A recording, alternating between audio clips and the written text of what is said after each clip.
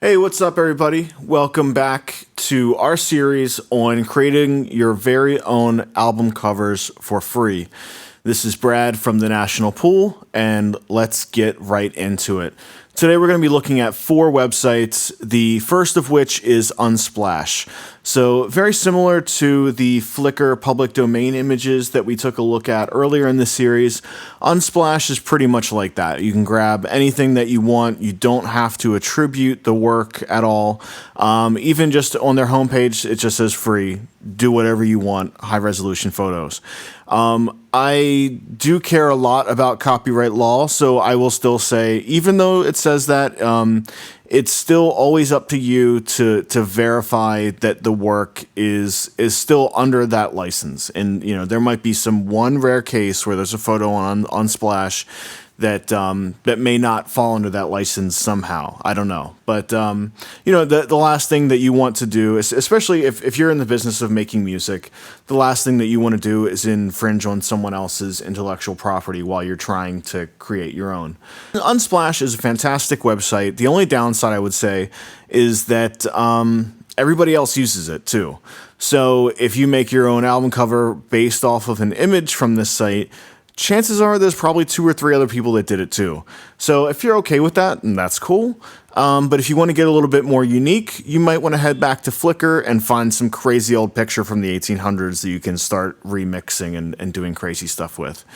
So the next site that we're going to be taking a look at, I'm sure everybody's familiar with this, DeviantArt.com. I don't use this very much, but if you want to get in touch with someone else to make an album cover for you, this would be the place to be. I don't know if, it's really up to you and the creator of the images as to, whether or not they provide it to you for free or if there's any fees involved. But this is a great site, I can't really speak with a whole lot of experience for DeviantArt, but to me, it looks like, visual artists that are probably at the same level as you are as a musical artist. So they might give it to you for free. They might ask for a few dollars. So that's really kind of up to you.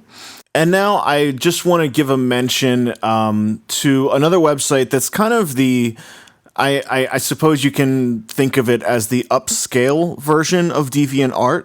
This is where a lot of visual artists post their work, but these are probably not people that are going to be providing you with anything for free. These are typically people that work for video game companies, advertising agencies.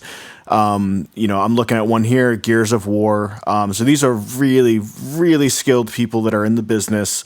I doubt that they can provide you with anything for free, but again, you never know. Maybe they'll like your music, or if nothing else, you can build a contact where maybe a few years down the line, you've got a contact with someone that worked on Gears of War or Civilization or some, a movie trailer, something along those lines. So check out artstation.com. If nothing else, it can give you ideas. I've typed in album covers into the search bar before just to see what comes up, and there are a few artists on here that actively do album covers, and their work is pretty good. I don't know what they're quoting as far as fees go, but go ahead and give them a shout.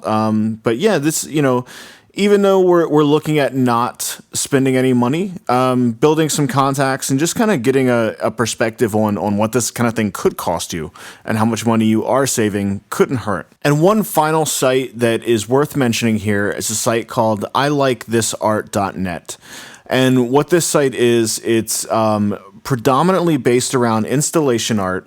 It'll have a few pictures of the art, then a bio and a link back to the artist.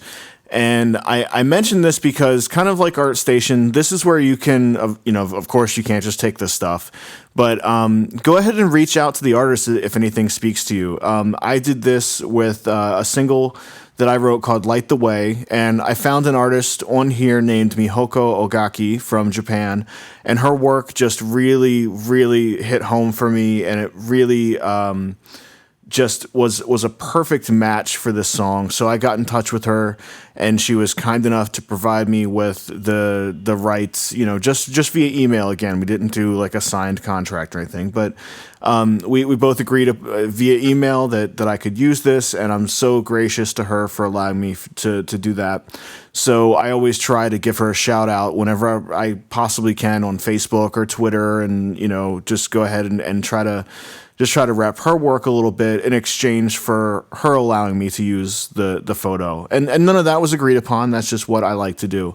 So check this site out. Now, with the installation art, a lot of times this is going to be more in depth than, or maybe more heady. I don't quite know what to call it, than your images from Unsplash, or I'm not trying to disparage anyone by any means, but it's just a whole other ball game when you're looking at installation art versus DeviantArt versus Unsplash, and probably a million other sites that I don't know about. So a lot of this really depends on what genre you're working in, and just feel and what kind of visuals you're looking for. So to sum all this stuff up, basically, if you find something that is not public domain, just go ahead and reach out to the artist and see if they'll let you use their work. So that's going to do it for this series. Stay tuned. In the next few videos, we're going to be getting into the good stuff, showing you how to really make the album covers with in-depth tutorials on all these apps and all that great stuff. So hit subscribe, give this video a thumbs up if you found it helpful, and thank you for watching.